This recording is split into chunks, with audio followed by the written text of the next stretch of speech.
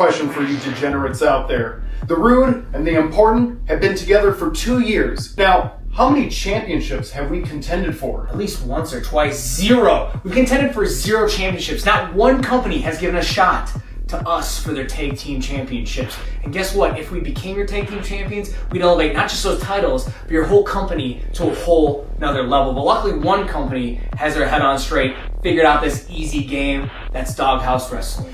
And on August 16th, 2 p.m., Crunch Fitness and Blaine, come see The Rude and the Important ascend to a championship level for Doghouse Wrestling.